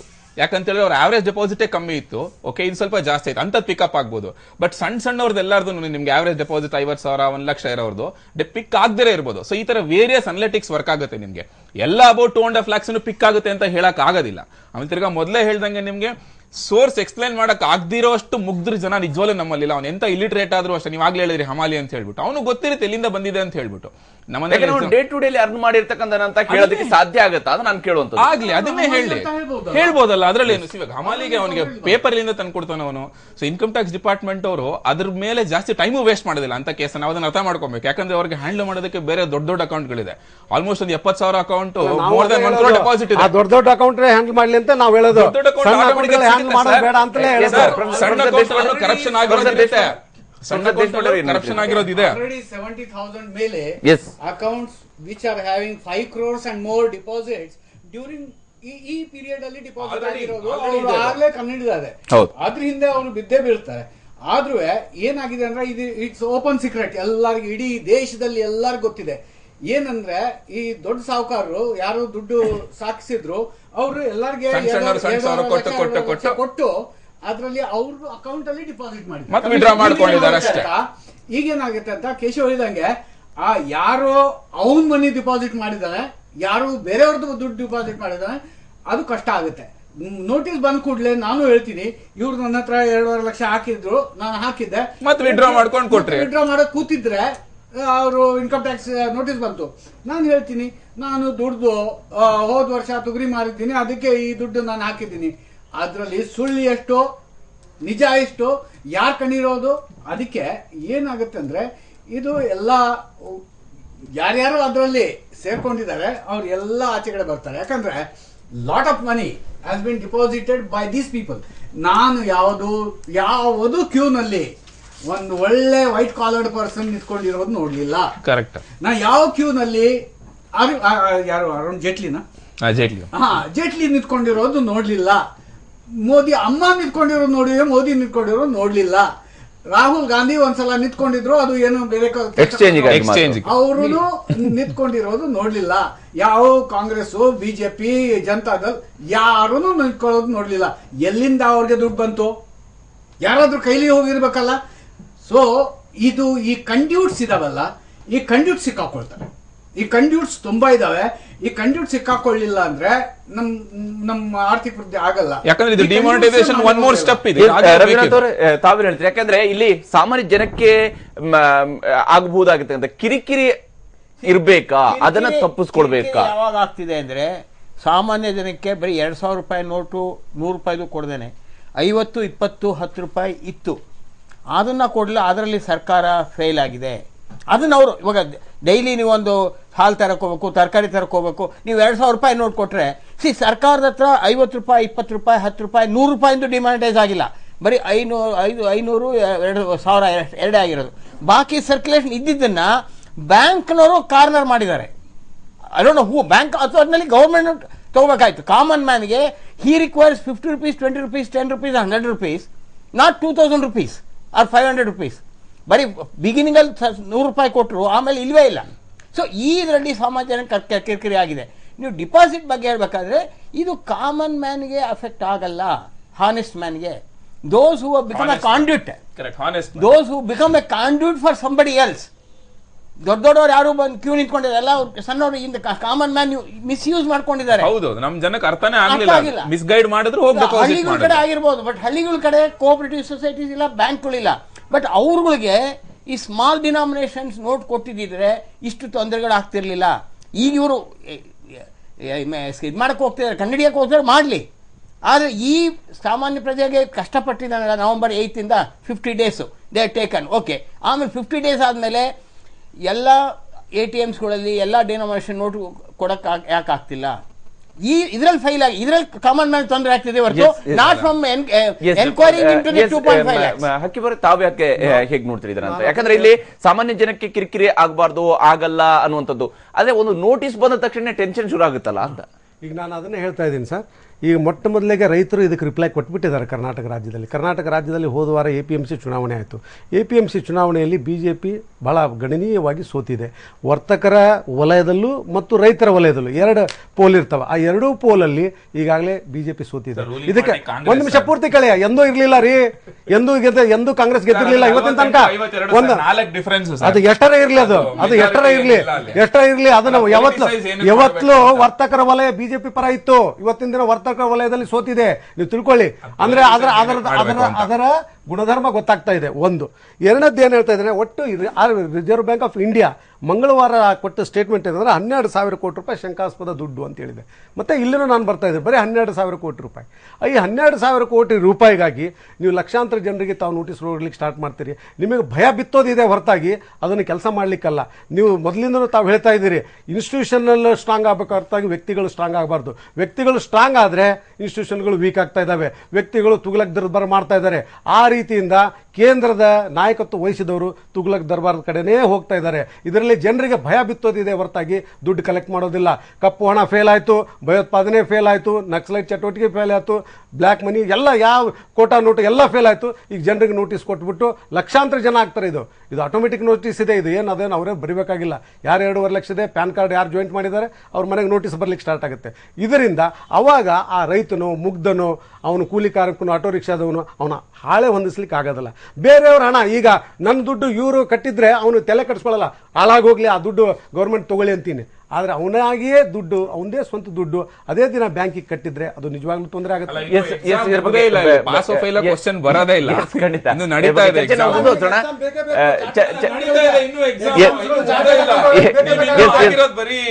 ಚರ್ಚೆ ನಾವು ಮುಂದುವರಿಸೋಣ. ಇದ್ರ ಬಗ್ಗೆ ಮಾತಾಡೋದು ಸಾಕಷ್ಟಿದೆ. ಯಾಕಂದ್ರೆ ಇನ್ನೊಂದು ಪ್ರಮುಖವಾಗಿರ್ತಕ್ಕಂಥದ್ದು 30,000ಕ್ಕಿಂತ ಹೆಚ್ಚಿನ ಟ್ರಾನ್ಸಾಕ್ಷನ್ಗೆ ಸಂಬಂಧಪಟ್ಟಂತೆ ಪ್ಯಾನ್ ಕಡ್ಡಾಯಗೊಳಿಸಬಹುದು ಅನ್ನುವಂಥದ್ರ ಬಗ್ಗೆಯೂ ಕೂಡ ಮಾತು ಕೇಳಿ ಬರ್ತಾರೆ. ಇದ್ರ ಬಗ್ಗೆ ಕೂಡ ಮಾತಾಡೋಣ ಚಿಕ್ಕ ಬ್ರೇಕ್ ನಂತರ.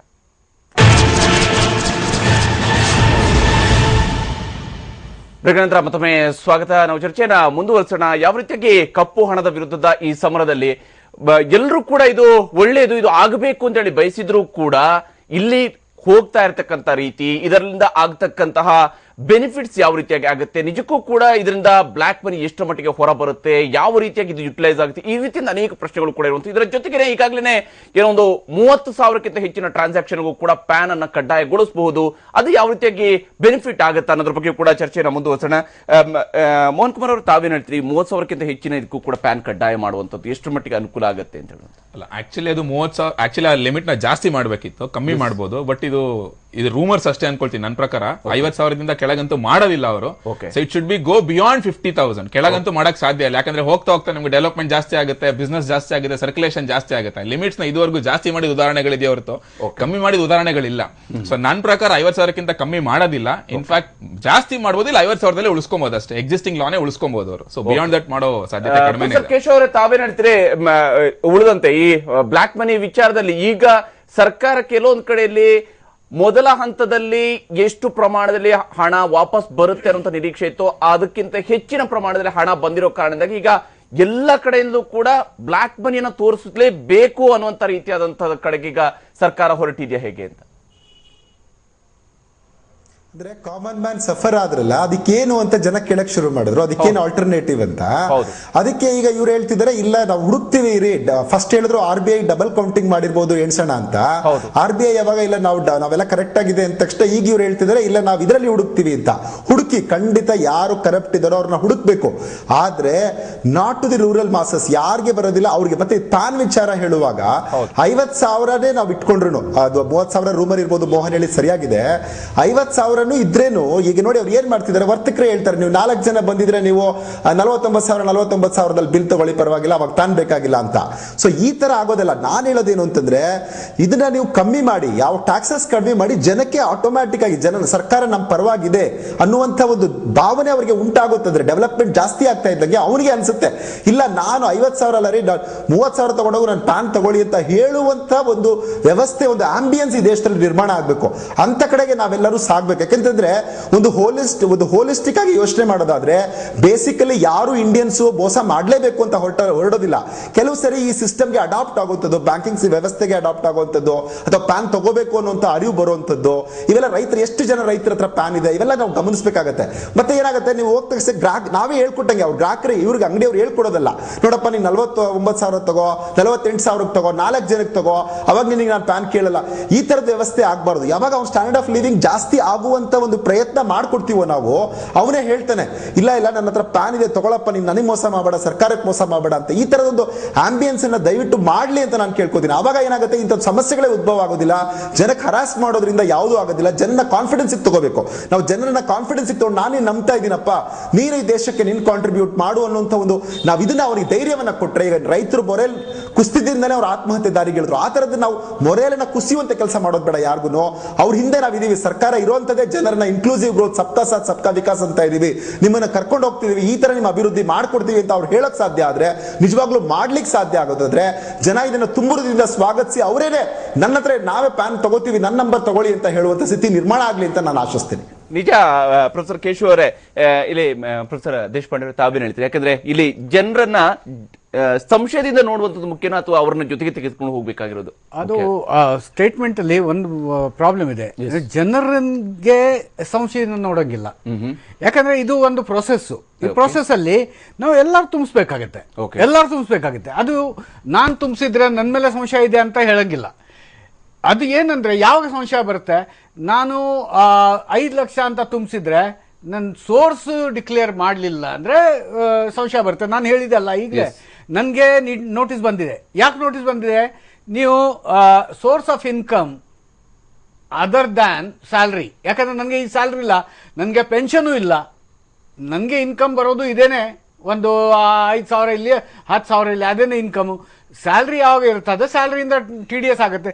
ಇದು source of income other than salary ಅಂದ್ರೆ ನಾನು ಇನ್ಕಮ್ ಅಂಡ್ ಎಕ್ಸ್ಪೆಂಡಿಚರ್ ಸ್ಟೇಟ್ಮೆಂಟ್ ತೋರಿಸ್ಬೇಕು. ತೋರಿಸ್ಲಿಲ್ಲ, ನೋಟಿಸ್ ಬಂತು, ನೀವು ಇನ್ಕಮ್ ಎಕ್ಸ್ಪೆಂಡಿಚರ್ ಸ್ಟೇಟ್ಮೆಂಟ್ ಯಾಕೆ ಕೊಡ್ಲಿಲ್ಲ? ನಾನು 4 ಲೈನ್ ಬರ್ದೆ, most of my income is out of this ಅಂತ, ಅಷ್ಟೇ ಆಯ್ತು, ಪ್ರಾಬ್ಲಮ್ ಸಾಲ್ವ್. ದಿ ಪ್ರಾಬ್ಲಮ್ ಯಾವಾಗ ಬರುತ್ತೆ, ನನ್ನ ಮನಸ್ಸಲ್ಲೇ ಏನಾದರೂ ತೊಂದರೆ ಇದ್ರೆ, ನನ್ನ ಮನಸ್ಸಲ್ಲಿ ಏನಾದರೂ ಕಳ್ತನ ಇದ್ರೆ ಪ್ರಾಬ್ಲಮ್ ಬಂದೇ ಬರುತ್ತೆ. ನನ್ನ ಮನಸ್ಸಲ್ಲಿ ಏನಿರಲಿಲ್ಲ ಅಂದ್ರೆ ಪ್ರಾಬ್ಲಮ್ ಬಂದೇ ಬರಲ್ಲ. ಮೋಹನ್ ಅವರೇ, ಅಲ್ಲ, ಈಗ ಕೇಶವ್ ಅವರು ಒಂದು ಮಾತು ಹೇಳಿದ್ರು, ಟ್ಯಾಕ್ಸ್ ರೇಟ್ ಕಮ್ಮಿ ಮಾಡ್ಲಿ, ಅದನ್ನ ಜನಗಳ ಜೊತೆ ತಗೊಂಡೋಗ್ಲಿ ಅಂತ. ಆ ಪಾಯಿಂಟ್ ನಿಜವಾಗ್ಲೂ ನಾವು ಒಪ್ಲೇಬೇಕಾಗುತ್ತೆ. ಇದೊಂಥರ ಚಿಕನ್ ಎಗ್ ಸ್ಟೋರಿ ಇದ್ದಂಗೆ. ನಿಮ್ಗೆ ಈ 130 ಕೋಟಿ ಪಾಪ್ಯುಲೇಷನ್ ಅಲ್ಲಿ ಟ್ಯಾಕ್ಸ್ ಬ್ರಾಕೆಟ್ ನಲ್ಲಿ ಇರೋದು ಆಲ್ಮೋಸ್ಟ್ ಒಂದು 6 ರಿಂದ 7 ಕೋಟಿ ಜನ ಅಷ್ಟೇ. ಸೊ ಹಾಗಾದ್ರೆ ಬಾಕಿ ಜನದ ಹತ್ರ ಇನ್ಕಮ್ ಲೆಸ್ ದನ್ 2.5 lakhs ಇದೆಯಾ? ಆ ಡೌಟ್ ಬಂದೇ ಬರುತ್ತೆ. ಸೊ ಆಬ್ವಿಯಸ್ಲಿ ನಿಮ್ಗೆ ಏನಾಗುತ್ತೆ ಅಂತ ಹೇಳಿದ್ರೆ, ನೀವು ಅವ್ರನ್ನೆಲ್ಲ ಟ್ಯಾಕ್ಸ್ ಬ್ರಾಕೆಟ್ ತರಲಿಲ್ಲ ಅಂತ ಹೇಳಿದ್ರೆ ಟ್ಯಾಕ್ಸ್ ರೇಟ್ ಕಮ್ಮಿ ಮಾಡಕ್ಕಾಗಲ್ಲ. ಇದು ಹೆಂಗೆ ಅಂತ ಹೇಳಿದ್ರೆ 8 ಕೋಟಿ ಜನ ದುಡಿಯೋ ದುಡ್ಡಿನ 130 ಕೋಟಿ ಜನ ಸಾಕ್ಬೇಕಾಗುತ್ತೆ. ಸೊ ನೀವು ಜಾಸ್ತಿ ಜನ ದುಡಿಯೋಂಗ್ ಆಗ್ಬೇಕು, ಜಾಸ್ತಿ ಜನ ಟ್ಯಾಕ್ಸ್ ಬ್ರಾಕೆಟ್ ಬರಬೇಕು. ಸೊ ಅದು ಚಿಕನ್ ಎಗ್ ಸ್ಟೋರಿ ನಾ ಹೇಳ್ದಂಗೆ. ಸೊ ನೀವು ಜಾಸ್ತಿ ಜನ ಟ್ಯಾಕ್ಸ್ ಬ್ರಾಕೆಟ್ ತರಬೇಕು ಅಂತ ಹೇಳಿದ್ರೆ ನೀವು ಈ ಬ್ಯಾಂಕಿಂಗ್ ಟ್ರಾನ್ಸಾಕ್ಷನ್ ಜಾಸ್ತಿ ಮಾಡಬೇಕು, ಅವ್ರಿಗೆಲ್ಲರಿಗೂ ಅದನ್ನ ಮೋಟಿವೇಟ್ ಮಾಡಿ ಅವ್ರ ಬ್ಯಾಂಕ್ ಕಡೆ ಬರೋವಾಗ ಮಾಡಬೇಕು. ಆಗ್ಲೇ ನೀವು ಜಾಸ್ತಿ ಜನ ತರಕ್ ಆಗೋದು. ಸೊ ಆಗ್ಲೇ ನಿಮ್ ಟ್ಯಾಕ್ಸ್ ರೇಟ್ಸ್ ಕಮ್ಮಿ ಮಾಡಕ್ ಆಗೋದು. ಸೊ ಅದನ್ನ ಇವಾಗ ಮಾಡಿ ಅಂತ ಪ್ರಮೋಟ್ ಮಾಡ್ತಿರ್ತೀವಿ. ಹರಾಸ್ ಮಾಡೋಂತ ಪರಿಸ್ಥಿತಿ ಯಾರಿಗೂ ಬಂದಿಲ್ಲ, ಯಾರಿಗೂ ಮಾಡೋದು ಇಲ್ಲ. ಜನ ಅದನ್ನ ಅರ್ಥ ಮಾಡ್ಕೊಬೇಕು. ನಿಮ್ಗೆ ರೇಟ್ಸ್ ಕಮ್ಮಿ ಆಗ್ಬೇಕು, ಡೆವಲಪ್ಮೆಂಟ್ ಜಾಸ್ತಿ ಆಗ್ಬೇಕು ಅಂತ ಹೇಳಿದ್ರೆ ಬ್ಯಾಂಕಿಂಗ್ ಸಿಸ್ಟಮ್ ಅಡಾಪ್ಟ್ ಆಗ್ಲೇಬೇಕು, ಬರಲೇಬೇಕು. ಆಗ ನಿಮ್ಗೆ ಟ್ರಾನ್ಸಾಕ್ಷನ್ ಟ್ರ್ಯಾಕ್ ಮಾಡಕ್ಕಾಗುತ್ತೆ, ಆಗ್ಲೇ ನೀವು ಟ್ಯಾಕ್ಸ್ ರೇಟ್ಸ್ ನ ಕಮ್ಮಿ ಮಾಡಕ್ಕಾಗುತ್ತೆ. ಸೊ ದಟ್ ರೆವಿನ್ಯೂ ಜಾಸ್ತಿ ಆಗುತ್ತೆ, ಎಲ್ಲರೂ ಕಾಂಟ್ರಿಬ್ಯೂಟ್ ಮಾಡ್ದಂಗೆ ಆಗುತ್ತೆ. ಸೊ ಇವಾಗ ಆ ತರ ಆಗಿದೆ ಪರಿಸ್ಥಿತಿ. ನೋಡಿ, ಅವ್ರು ಹೇಳ್ದಂಗೆ ಟ್ಯಾಕ್ಸ್ ರೇಟ್ ತರೋದಕ್ಕೋಸ್ಕರ ಇವಾಗ ಪೇಟಿಎಂ ಎಲ್ಲ ಕ್ಯಾಶ್ಲೆಸ್ ಟ್ರಾನ್ಸಾಕ್ಷನ್ಸ್ ಮಾಡೋದು ಇದು ತುಂಬ ಉಪಯೋಗ ಆಗ್ತಿದೆ. ಯಾಕೆಂದರೆ ಫಾರ್ ಎಕ್ಸಾಂಪಲ್ ಒಬ್ಬ ಡಾಕ್ಟ್ರೇ ಆಗಲಿ, ಒಬ್ಬ ವೆಜಿಟೇಬಲ್ ವೆಂಡರೇ ಆಗಲಿ, ಒಬ್ಬ ಅಡ್ವೊಕೇಟೇ ಆಗಲಿ, ಎಲ್ಲ they are not giving any receipts to the clients. Even daily ಒಂದು ಬ್ರೆಡ್ ಅಂಗಡಿಗೆ ಹೋಗಿ ನೀವು 100 ರೂಪಾಯಿ ವ್ಯಾಪಾರ ಮಾಡಿದ್ರೆ 100 ರೂಪಾಯಿ ಕೊಟ್ಟಿಗೆ ಬರ್ತಾರೆ, ನೀವು ರಸೀತಿಯನ್ನು ತೊಗೊಳ್ಳಲ್ಲ, ಅವರು ಕೊಡಲ್ಲ. ಸೊ ಇದೆಲ್ಲ ಇವಾಗ ಒಂದು ಕ್ಯಾಶ್ಲೆಸ್ ಮಾಡಿದಾಗ accounting will become easier and we know where the money is moving. ಸ್ವಲ್ಪ ಭಯನೂ ಇರುತ್ತೆ. ನೋ, ಇವಾಗ ಕ್ಯಾಶ್ ಮೂವ್ ಆಗ್ತಾ ಇದೆ. So government is not getting only 6 to 7 crores or 10 crores only are paying tax. That means ಇವಾಗ advocates, doctors, business people, ಒಬ್ಬ ಪಾನಿಪುರಿನೂ ದಿವಸಕ್ಕೆ 10,000 ರೂಪಾಯಿ business ಮಾಡ್ತಾರೆ. ಅದು ಎಲ್ಲಿ ಹೋಗ್ತಾ ಇದೆ? ಎಲ್ಲಿ ಹೋಗ್ತಾ ಇದೆ? ಇವ್ರು ಹೇಳಿದ್ರಲ್ಲ, ಇವನು ಬ್ರೋಕರ್ ಬಂದು ತೊಗೊಂಡೋಗ್ತಾನೆ, ಅಲ್ಲಿಗೆ ಬ್ರೋಕರ್ಗೆ ಹೋಗ್ತಾ ಇದೆ ಹೊರತು ರೈತನಿಗೆ ಹೋಗ್ತಾ ಇಲ್ಲ. ಅವ್ರು 5,500 ರೂಪಾಯಿ ಅವನು APMC ಕೊಟ್ಟರೆ 1-2 ತಿಂಗಳಾಗಲೇ ಸಿಗಲಿ, ಬಟ್ ಇವ್ನು 4,000 ರೂಪಾಯಿ ಕೊಡೋದು ಬ್ರೋಕರ್, ಅವ್ರು 5,500 ಸಿಗುತ್ತಲ್ಲ, ಅವ್ರಿಗೆ ಒಳ್ಳೇದಲ್ವಾ? ರೈತರುಗಳು ಅಲ್ಲೆಲ್ಲ ಅವ್ರು 10 ಎಕರೆ ಅವ್ರು ಹೇಳಿದ್ರೆ ಪಾಣಿ ನಾಟ್ ರಿಕ್ವೈರ್ಡ್. ಅಗ್ರಿಕಲ್ಚರ್ ಡಿಪಾರ್ಟ್ಮೆಂಟು ಯಾವ ಬೆಳೆ ಮೇಲೆ ರೆಕಾರ್ಡ್ ಇಟ್ಕೊಂಡಿರ್ತಾರೆ. So many ways. ಯಾವ ಸಬ್ಸಿಡಿ, ಯಾವ ಸರ್ಕಾರ ಅವ್ರು ಹೇಳೋದು ಸಬ್ಸಿಡಿ ಎಲ್ಲಿ ಕೊಡ್ತಾರೆ? ಯಾವ ಕೊಡೋದಲ್ಲ, ಅವೆಲ್ಲ ಬಿಟ್ಬಿಡಿ. ಇದಕ್ಕೆಲ್ಲ ಸಬ್ಸಿಡಿ ಕೊಡ್ಬೇಕಾದ್ರೆ ರೆಕಾರ್ಡ್ ಎಷ್ಟು ಎಕರೆ ಭೂಮಿ ಇದೆ, ಎಷ್ಟು ಸಬ್ಸಿಡಿ ತಗೊಂಡ ಅಂತ. ಸಬ್ಸಿಡಿ ಹೋಗ್ತಾ ಇರೋದು ಯಾರಿಗೆ? ಬಿಗ್ ರೈತರಿಗೆ, ಸ್ಮಾಲ್ ರೈತರಿಗೆ ಹೋಗ್ತಾ ಇಲ್ಲ. ಭೂಮಿ.org ವೆಬ್ಸೈಟ್ ಅಲ್ಲಿ ನೋಡಿ ಸರ್, ನಿಮ್ಗೆಲ್ಲ ಸಿಗುತ್ತೆ. ಈ ತರ ಆಗ್ತಿರೋದನ್ನ ಒಂದು ವ್ಯವಸ್ಥೆ ತರಬೇಕಲ್ವಾ? ಅವ್ಯವಸ್ಥೆ ಇದೆ ಇವತ್ತು. ಅವ್ಯವಸ್ಥೆನ ವ್ಯವಸ್ಥೆ ತರಬೇಕಾದ್ರೆ some restrictions are required. It should not be felt as burden. ನಾನು ಈ ಸರ್ಕಾರಕ್ಕೆ, ಕೇಂದ್ರ ಸರ್ಕಾರಕ್ಕೆ ಕೊಡೋ ಸಲಹೆ ಏನಂದ್ರೆ 50,000 ರೂಪಾಯಿ ಏನು ಪ್ಯಾನ್ ಕಾರ್ಡ್ ವ್ಯವಹಾರಕ್ಕೆ ಹೇಳಿದ ನಿಗದಿಪಡಿಸಿದ್ರೆ ಅದು ಅಷ್ಟಕ್ಕೆ ಇಟ್ಕೊಂಡು ಸುಮಾರು 4 to 5 ಲಕ್ಷ ರೂಪಾಯಿ. ಈಗ ನೋಡಿ, ನಾನು ಸಿಂಪಲ್ ಹೇಳ್ತೀನಿ, ಒಬ್ಬ ಮನುಷ್ಯ 200 ರೂಪಾಯಿ ಪ್ರತಿದಿನ ದುಡಿದ್ರೆ 365 ದಿನಗಳಲ್ಲಿ 300 ದಿನಗಳ ಕಾಲ ದುಡಿದ್ರೆ 60,000 ರೂಪಾಯಿ ಆಗುತ್ತೆ.